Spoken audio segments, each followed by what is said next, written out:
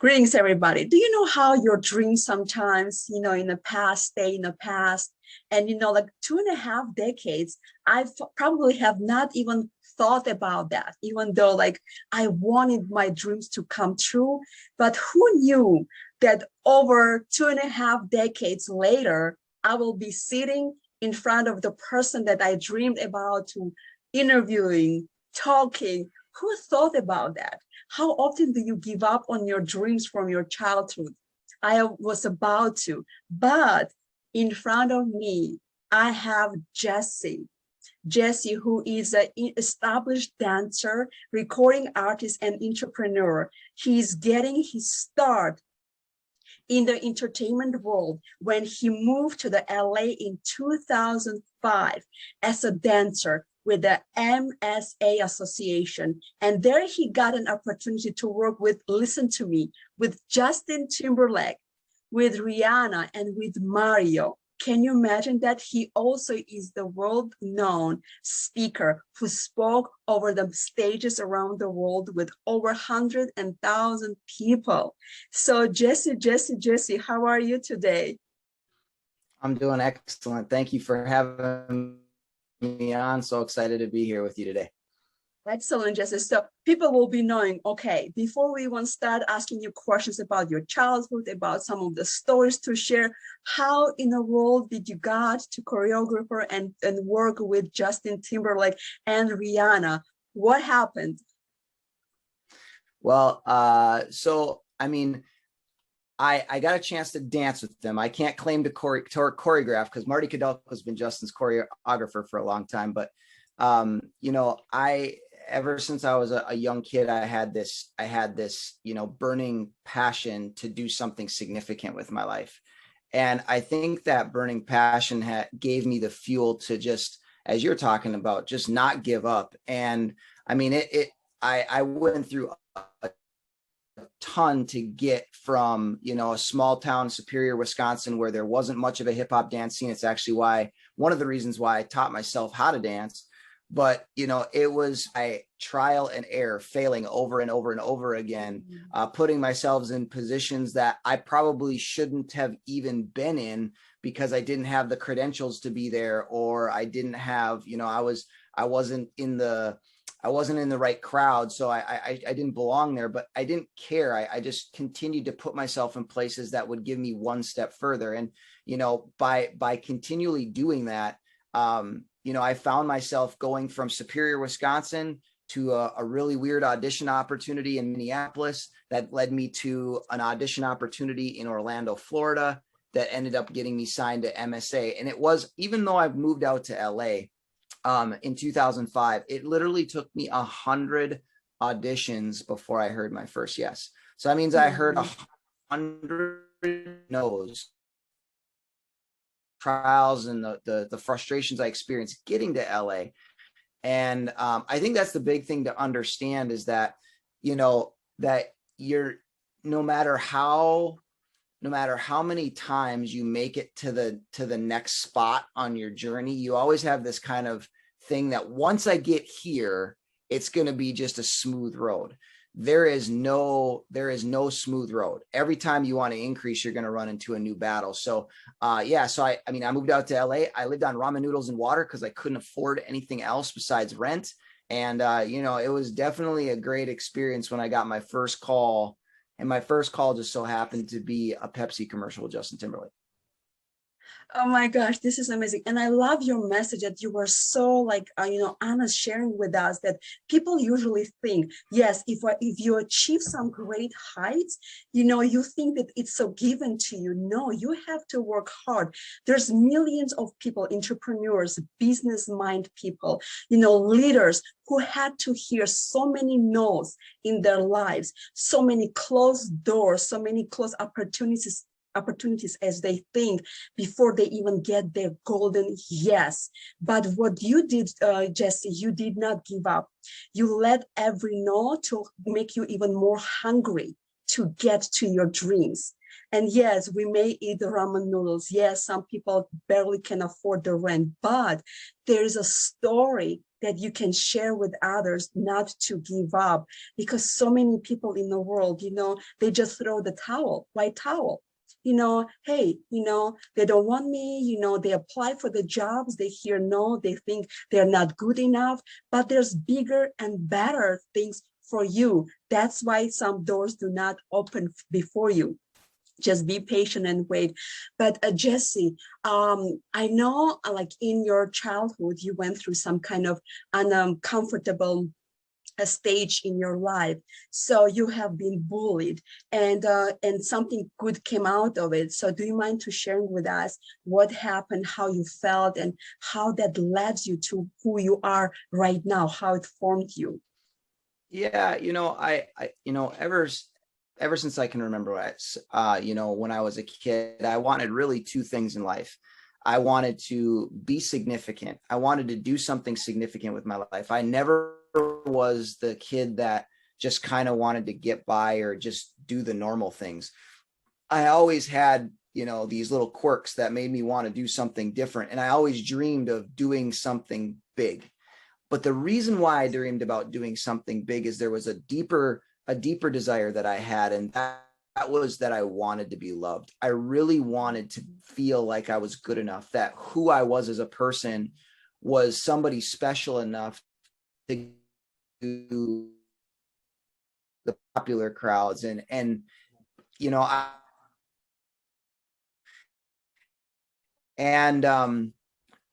so my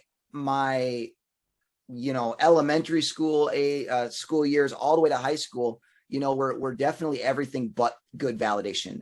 When I was in fourth grade, I moved from going to a small Christian school in Duluth, Minnesota, and my dad and mom decided to move from Duluth to Superior, and I'm one of four kids, and my parents really wanted to have all of us kids have the ability to at least have the first couple years in a Christian school education system. So, but they couldn't afford to send all of us at the same time. My dad was the only one working. He worked for, the city of Duluth, not making a ton of money. And so by fourth grade into fifth grade, my parents decided, well, you've gone 4 years at a Christian school. You're probably good enough to now be able to handle public school. So we moved to a public school, and, so I was the new kid in town, and there was a couple of other new kids in town. And when you're the new kid in town, you want to establish yourself as, either on top of the food chain or on bottom of the food chain. And unfortunately, I was super small kid.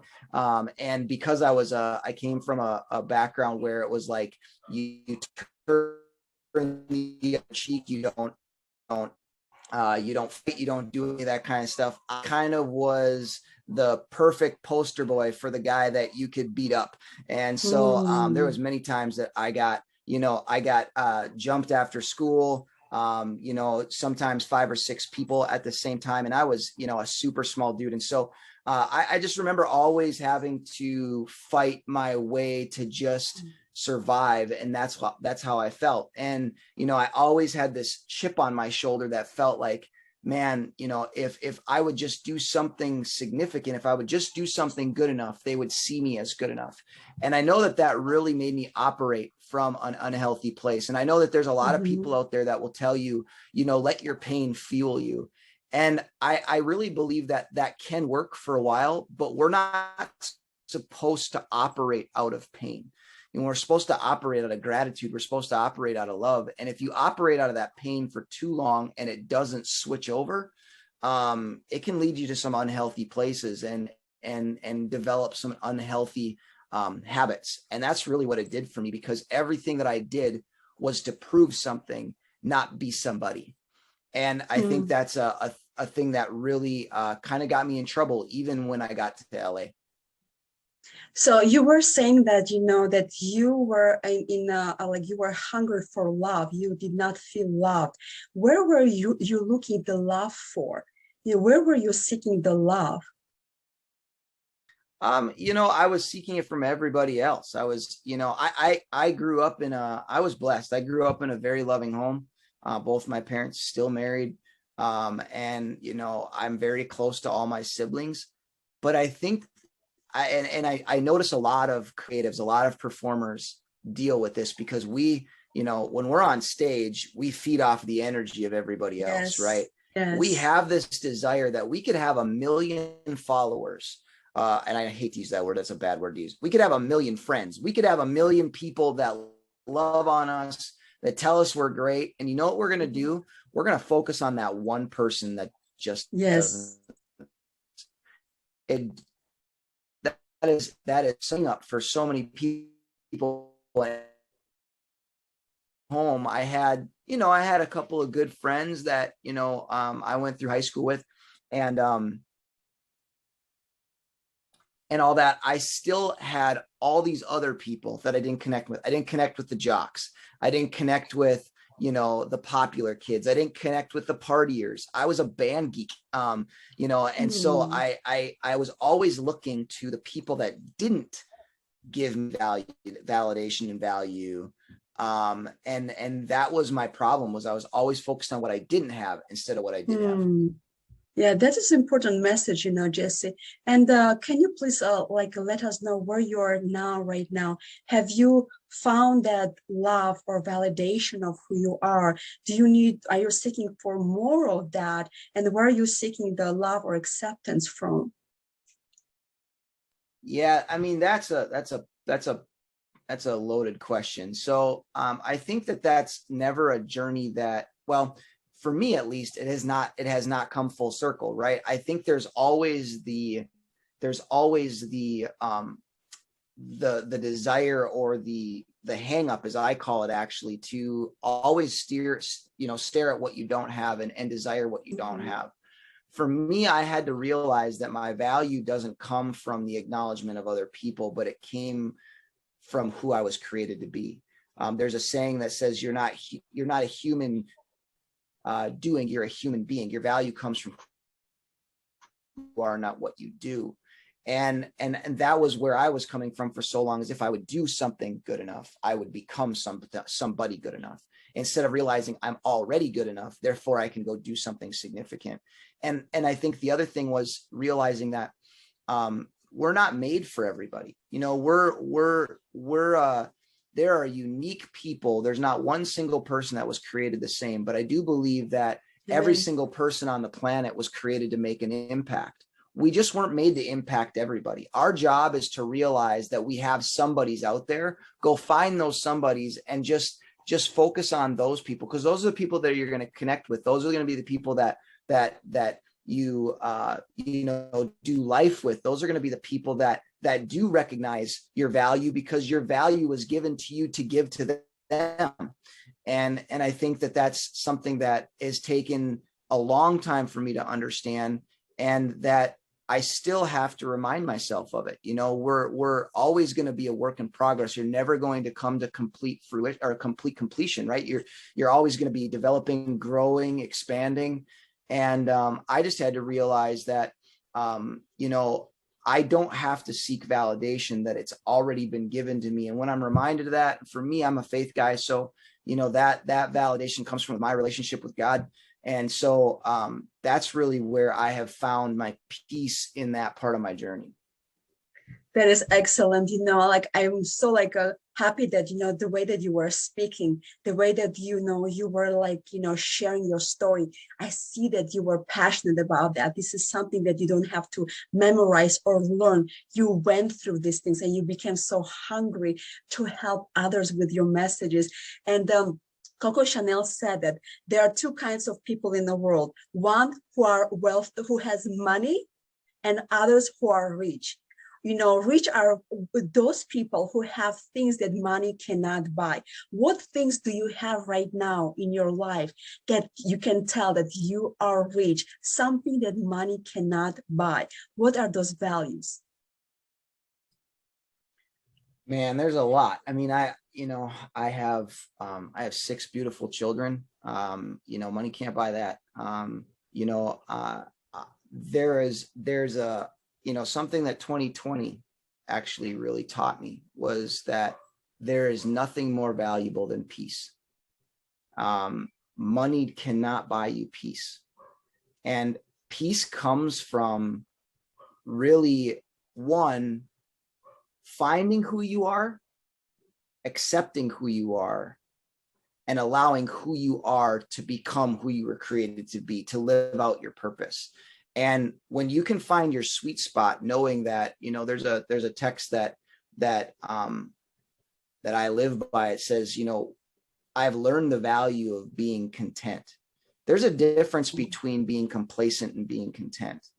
And I've learned the value of, and I'm learning the value of being content. And I'm also learning how to dance in the tension between content and expansion, right? Because we never stop growing. We never stop becoming. We never stop, creating more. But you have to be careful that in that pursuit for creating more, that you still realize that the value that you hold does not come from if you ever do create more. The value comes from, I've got what I have, and that is enough for me. That gives me enough to be grateful for. I wake up every single day knowing that I have plenty to be grateful for. And I think more than anything on the planet, peace and knowing that I do have love from people that matter. Money can't buy that. And so that's really been helpful for me. So pretty much I just heard that you're a very rich person. According to the statement, you're a very rich person. And I think there's lots of people who don't realize, like sometimes, like you said, we focus on what we don't have versus what we have. And that's where we lose our focus. We want to be just like everybody else, like this, like celebrities, right? Like the media is kind of completely like brainwashes our kids, ourselves right now. And then we forget who we really and truly are, that we have been created by the image of the Almighty God, that we don't have to prove anything to anybody for who we are, because He already put His thumbprint on us when we have been created. He said, you're fearfully and wonderfully made. That's it. There's nothing you can add or take away from who you are and such. So, and you said something also very important, that, we are all unique. None of us look like anybody else. So we have been created for the purpose, not to, maybe inspire the world, but our world is one person. If we, connect with them, impact them, influence them in a positive way, we have changed the world. And Jesse, I know you share a lot of your messages, in the world, in the stage. So like there's one person who needs to hear what you have to say. Take a few minutes and speak to this person right now who is broken, who is going through the same validation, seeking love elsewhere. What would you want to tell him right now? I think the big thing is to realize that no matter where you are in your journey, you're not done. One thing I know about creatives, one thing I know about performers is, we have this black and white on success and failure, right? If we would just make it to this stage, if we would just make it on this screen, if we would just be able to collab with this person, if we would just get this brand deal here, the thing that I realize is that, every single time I got a deal, every single time I booked a commercial, every single time I got on stage, I was constantly looking at the next thing, and I never got on a stage and I thought, I did it. I did it. I made it. Okay, this is the next step. And the reason why I bring that up is because no matter what you do in accomplishments, you're never going to feel like you've done enough. And I've failed a ton in my life. I've almost committed suicide twice. And it all became because I thought that my time was done, because I had a failure or a setback in my life. And I allowed that failure and that setback to define me as a person, instead of realizing that it was an event in my life. And when we realize that things that happen to us and certain chapters of our life are just an event, they're not the definition of who we are, that gives us the ability to know that we still have, as long as you have breath, you have another opportunity. And if 2020 hasn't taught any of us anything, it's realizing this, that you have the ability, no matter where you're at, to get back up and to write a new chapter.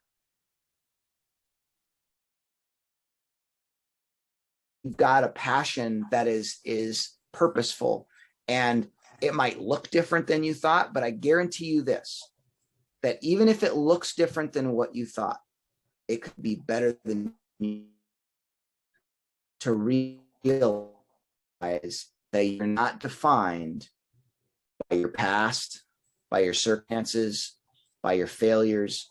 As John Maxwell says, the road to success is paved in failure. Realize up.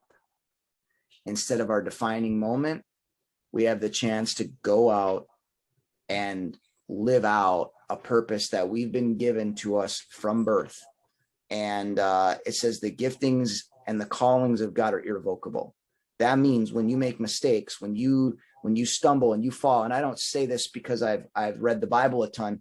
I have done that, but I also know, because of my own life, I've watched myself make some really dumb mistakes. And by human standards, and by, the world, and especially everything that's going on in social media, everybody wants to pin, one quote to somebody and try to destroy them with it and everything else like that. By what's going on in today's culture, I should be washed up. I should be done. I shouldn't be given another chance.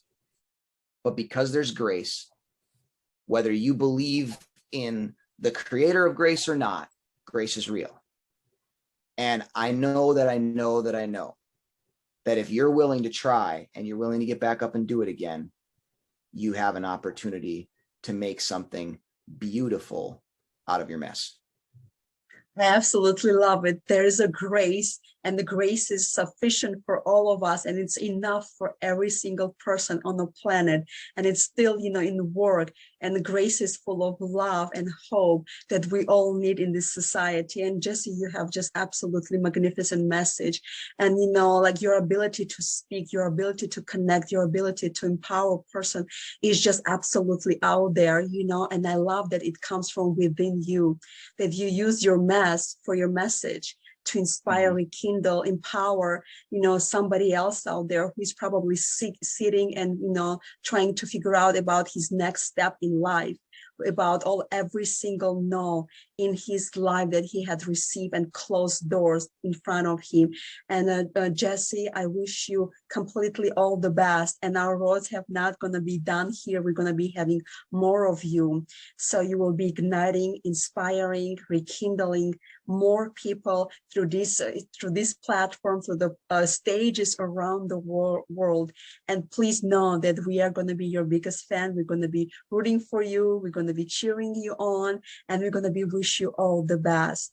So do you have any final remarks for our audience? Because I'm sure, they wanted to know more about you. They wanted to know how you've made it. So if you have some final remarks for all of us before we say goodbye, to our viewers and audience, it will be such a great time for us. I like I said, I think the biggest thing for me, and what I want most people to realize, is that, you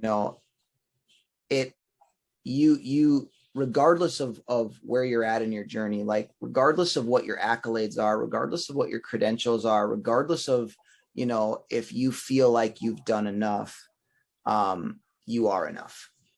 And I think that we all need to realize that we can't pour out of an empty cup. We can't build something out of nothing, right? But we have been given one of the best tools and the best weapons in our journey, and that is ourselves, right? We've been gifted with some amazing gifts and some amazing things. Whether it's been on the silver screen or anybody knows who you are is irrelevant.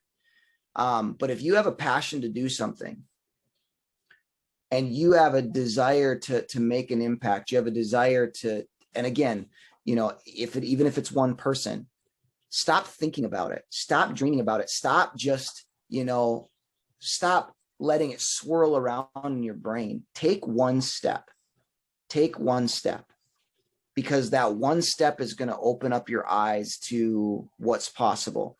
I'm a full believer in dreams. I'm a full believer in, planning, and full believer in allowing it to become real in our mind. But so many people are dying with dreams inside of them because all they have done is live them out in their mind, because they felt like they made a mistake that was their final straw, or they felt like they missed their time, or they feel like they don't have enough in them. I'm telling you, you have enough in you, but you're never going to discover that until you take your first step. Don't worry about what 10 years down the line looks like. Don't worry about even what 12 months down the line looks like right now. If you're just sitting there wondering, should or shouldn't I? Start with one step. Start with one step, because even if your vision or your dream or your idea isn't where you end up, again, it can be more than you ever imagined, but you still have to be willing to take your first step. I absolutely love it, Jesse. And like you said, people let those dreams kind of live out in their mind. And I always tell people that dreams are your tickets to the future. You have to plan. You have to act on them. Miracles do not happen. Sometimes people, when they go fishing, people say, "Oh, the golden fish just jump out to your boat. You got so lucky." But at least you have to get to the boat and get to the water. You have to act. You have to put your steps towards your dreams. And that's the only way the dreams and miracles can intersect and come true. You have to put the actions and be bold enough to believe in yourself and value for who you are. And Jesse, we just want to say, thank you for everything that you have done, for your messages out there, for your dancing career, for even for you, the boy from the Wisconsin, right, or the Superior, right out there, that you didn't give up on your dreams and you start doing something special with your skills, talents, and time. And look where you are right now. And we want to wish to every girl out there, every boy out there, to be different. Celebrate your differences, celebrate your uniqueness. You have made this way. There's nothing that you can do to prove anybody else for your values. You have already validated by God. And Jesse, we want to wish you all the best, for your career to bloom, for your messages to spread, and for your life to bloom as well as God had designed for you. So thank you so much, Jesse. No, thank you. It was a pleasure. And until then, guys, stay tuned for the more series, for the more interviews. Until then, please stay happy, healthy, and blessed. That was Ilona from IP Resilience.